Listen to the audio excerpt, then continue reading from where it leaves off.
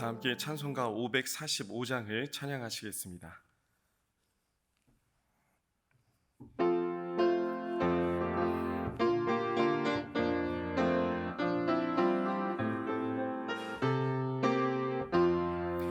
이 눈에 아무 증거 아니 되어도 믿음만을 가지고서 늘 걸으며 이 귀에 아무 소리 아니 들려도 하나님의 약속 위에 서리라.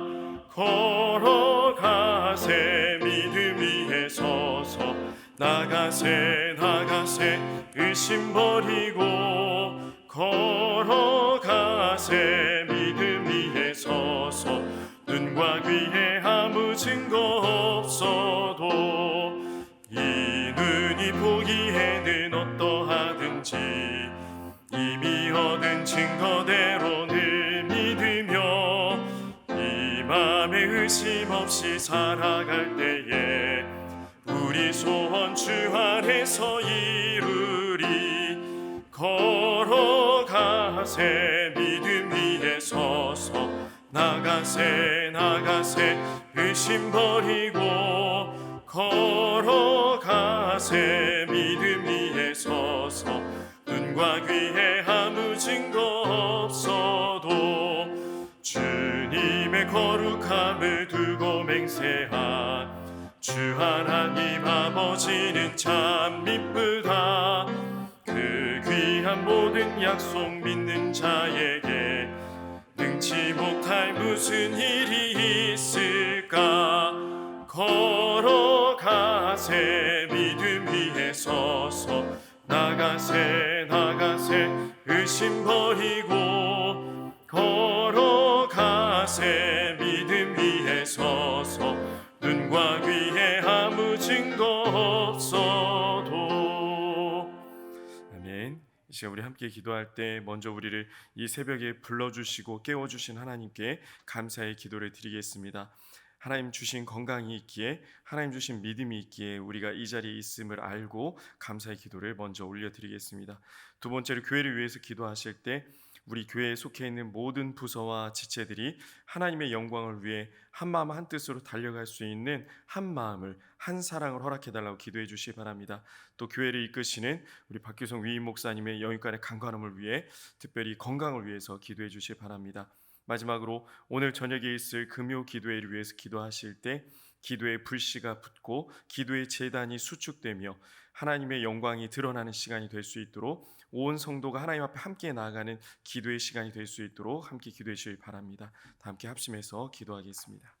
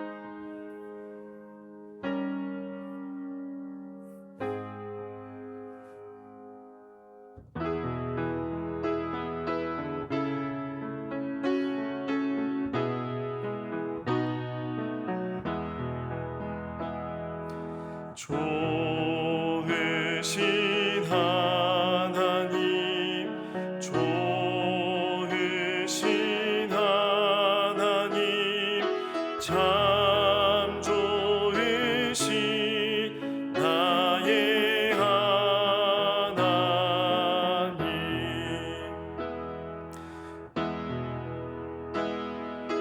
기도를 응답해 주시는 참 좋으신 하나님,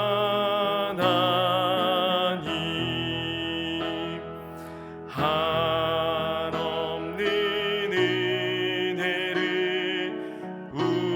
우리에게 주시는 참 좋으신 우리 하나님.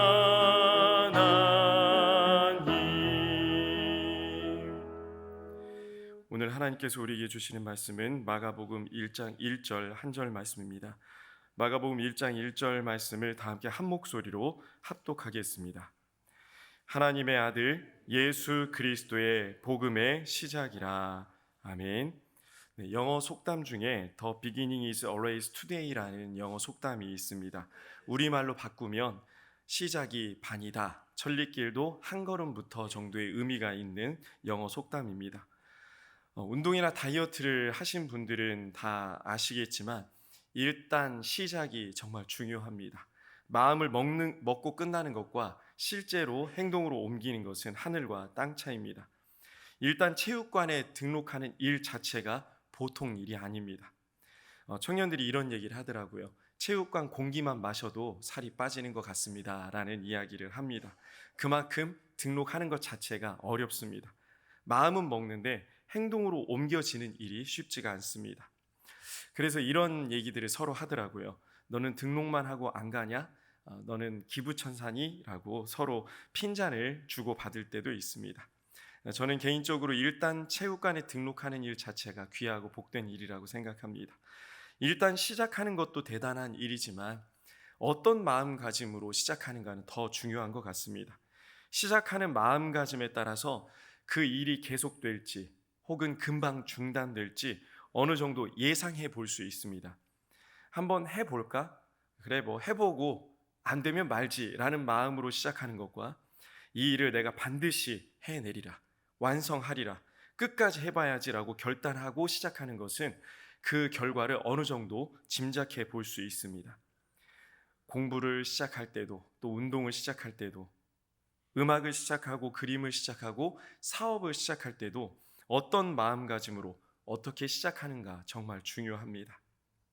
우리가 무엇을 하든 그것이 운동이 됐든 공부가 됐든 사업이 됐든 또 사랑이 됐든 하나님께서 이 시작을 함께 하실 줄 믿습니다.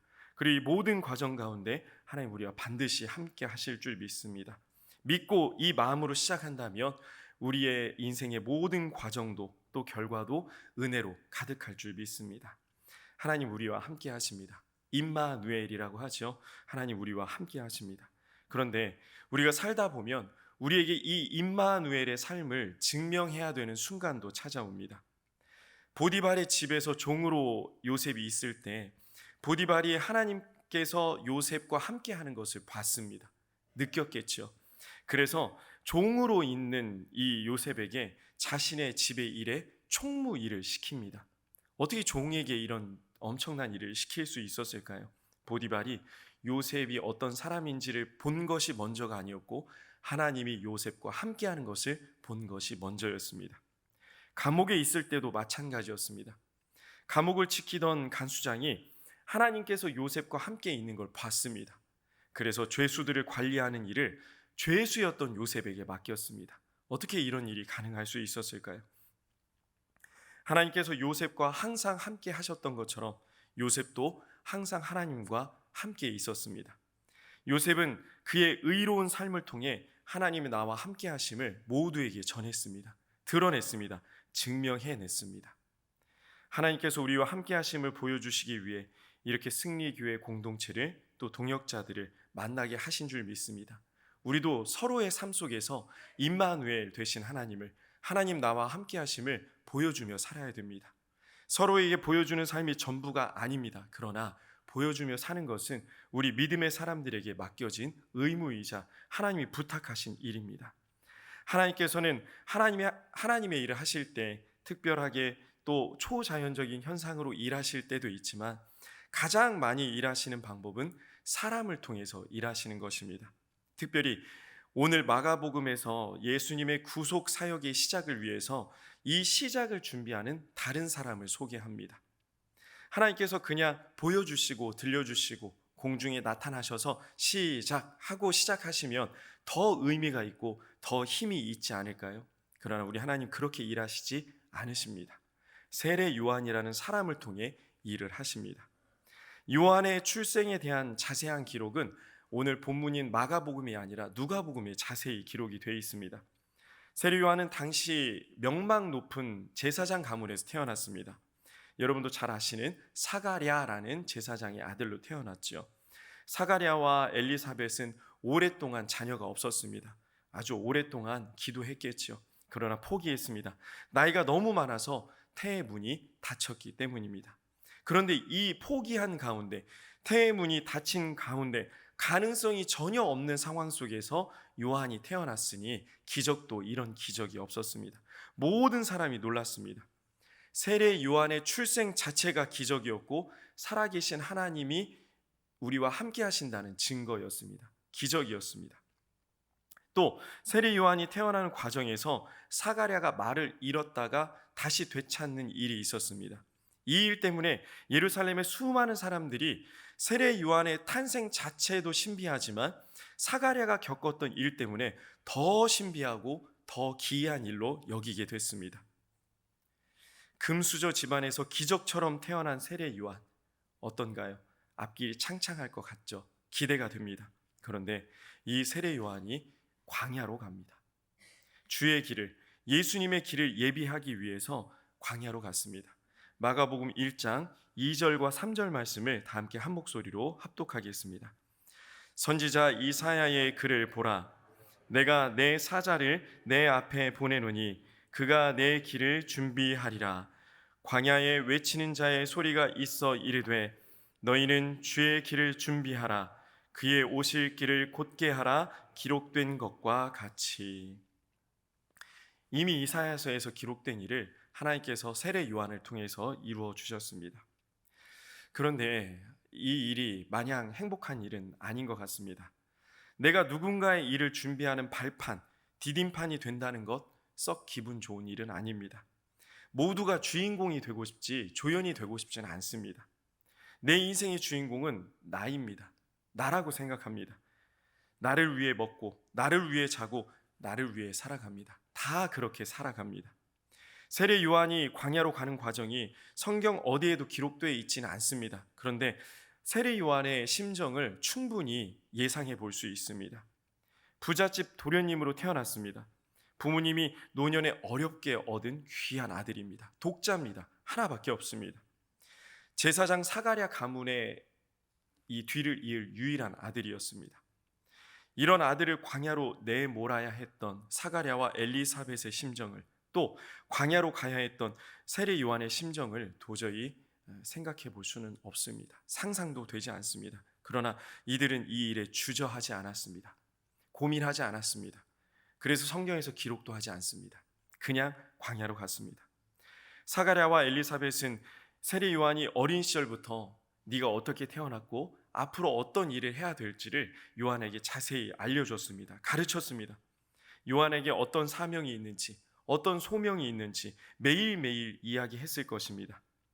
가문의 대가 끊어질 텐데, 사랑하는 가족과 이별을 하게 될 텐데, 고생길이 훤한 광야인데도 불구하고 부모님은 사랑하는 아들을 이 광야로 떠나 보내는 일을, 또 아들은 사랑하는 부모님을 떠나는 일을 주저하지 않았습니다. 어떻게 이 일이 가능했을까요? 여러분 이렇게 하실 수 있으십니까? 성경은 이것을 복음의 시작이라고 말합니다. 오늘 본문 말씀인 마가복음 1장 1절 말씀을 한 번 더 합독하겠습니다. 하나님의 아들 예수 그리스도의 복음의 시작이라. 복음, 유앙겔리온이라는 헬라어입니다. 복된 소식, 좋은 소식이라는 뜻을 가지고 있습니다. 부모가 아들을 광야로 보내는 일이 복음인가요? 복된 소식입니까? 좋은 일입니까? 아들이 부모를 떠나 광야로 가는 것이 과연 좋은 소식일까요? 이게 복된 소식입니까? 때로 우리 인생 가운데 하나님의 일이 시작되기 위해서, 또 하나님의 영광이 드러나기 위해서, 하나님의 나라가 이루어지기 위해서 우리가 또 사랑하는 사람들이 광야로 내몰리는 일이 종종 벌어집니다. 이런 상황들이 찾아옵니다. 그런데 이것을 복음이라고 생각할 수 있습니까? 이런 일들이 내게 어떻게 좋은 소식입니까? 라고 혹시 따져 묻지는 않습니까? 우리는 이 일 때문에, 이 광야 때문에 원망하고 불평할 때가 종종 있습니다. 아니, 지금도 사실 원망하고 불평하고 있습니다. 이것이 복음의 시작이든 말든, 하나님의 영광이 드러나든 말든, 내가 광야에 있는 것이 복된 일이 될 수는 없습니다. 우리는 그렇게 생각합니다. 우리 입장에서는 그렇습니다. 사람의 생각에서는 좋은 소식으로 볼 수가 없습니다. 그러나 이 일이 하나님 안에서는 좋은 소식입니다. 이 일이 하나님 안에서는 복음입니다. 마가복음 1장 1절과 비슷한 말씀이 있습니다. 창세기 1장 1절입니다. 태초에 하나님이 천지를 창조하시니라. 창세기 1장 1절과 마가복음 1장 1절을 신학자들은 대꾸절이라고 합니다. 복음서에서 가장 먼저 쓰여진 말씀을 마가복음으로 강력하게 추정하고 있습니다. 많은 증거들이 있습니다.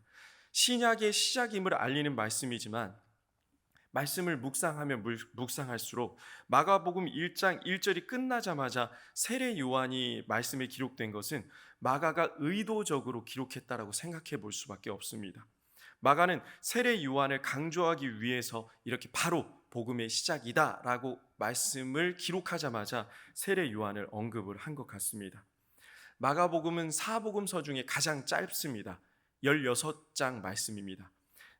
마태복음이 28장, 누가복음이 24장, 요한복음이 21장으로 기록되어 있는데요.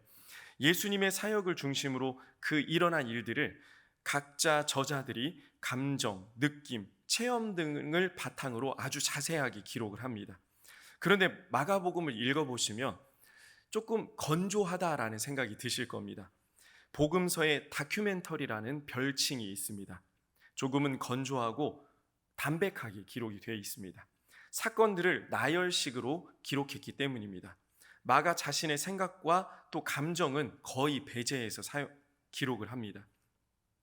마가의 다른 별명이 있습니다. 베드로의 서기관이라는 별명도 있습니다. 그래서 명료하고 단순하게 기록한 것 같습니다. 예수님의 탄생조차도 마가는 이 기록을 생략했습니다. 중요하지 않아서 생략했을까요? 그렇지 않습니다.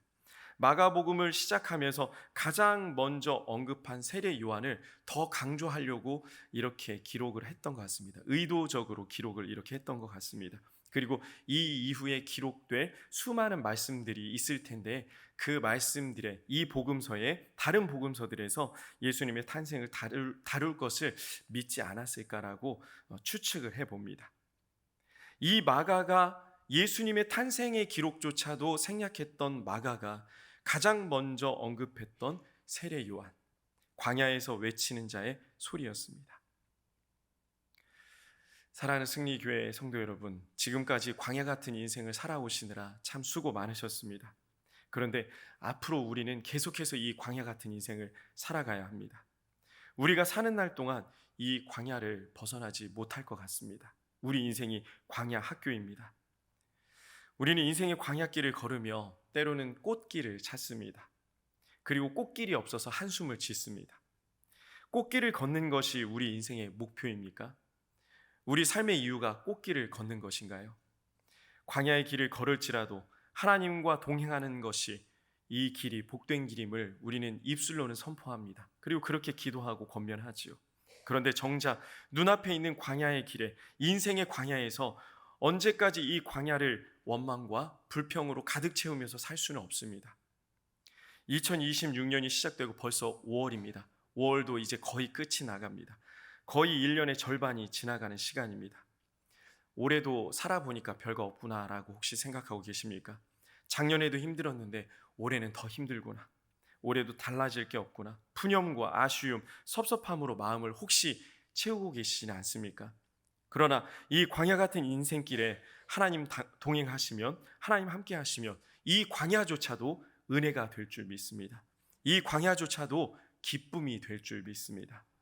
우리는 인생의 광야에서도 광야를 걷던 이스라엘 백성들과 함께 하셨던 하나님, 이 임마누엘이셨던 하나님이 구름 기둥과 불 기둥으로 보호하시고 반석을 깨뜨려 생수를 주시고 만나와 메추라기를 허락하시고 대적들의 손에서 항상 지켜주셨던 것처럼 우리도 그렇게 해주실 줄 믿습니다.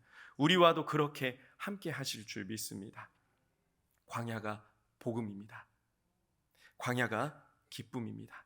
하나님 함께 하시기 때문입니다. 마냥 광야만 있으면, 마냥 목만 마르면, 마냥 춥고 덥기만 하면 은혜가 될 수 없죠. 그러나 함께 하시면, 우리 하나님이 함께 하시면 이 모든 일이 은혜로 변합니다. 이것이 기적이고 이것이 복음입니다. 2000년 전 세례 요한은 예수님 오실 길을 예비하며 그의 삶의 모든 여정이 복음의 시작이라는 위대한 호칭을 받았습니다. 이제 우리 차례입니다. 복음의 시작을 칭호로 받고 묵묵히 지고 광야로 갔던 세례 요한처럼 우리 또한 우리의 주어진 삶에서 이 복음의 시작을, 이 복음을 묵묵히 품고 평생을 살아가기를 간절히 소망합니다. 예수 그리스도의 복음을 들고 우리 남은 인생의 여정을 기쁨으로 살아가시기를 간절히 소망합니다. 기도하겠습니다. 사랑의 하나님 아버지, 오늘도 이른 새벽에 저희를 깨워주시고 불러주셔서 하나님 앞에 나와 찬양하고 기도하며 말씀을 듣게 하심에, 복음을 듣게 하심에 감사를 드립니다.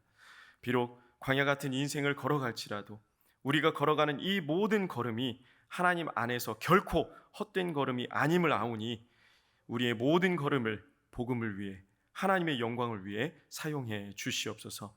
이 시간 하나님 앞에 엎드린 모든 성도님들의 인생의 모든 순간순간마다 복음이, 하나님의 능력이 드러나게 하옵소서. 지금은 우리 구주 예수님의 은혜와 우리 하나님의 극진하신 사랑하심과 성령님의 감동, 감화, 교통, 위로 충만하심이 세례 요한같이 다시 오실 주님의 길을 예비하며 비록 광야 같은 삶 속에서도 광야에 외치는 소리로 복음을 전하기로 결단하는 승리의 모든 성도님들 머리 위에, 우리의 가정과 직장, 사업장, 자녀들 앞날 위에, 나라와 민족과 열방 가운데 이제로부터 영원토록 함께 하시기를 간절히 축원하옵나이다. 아멘.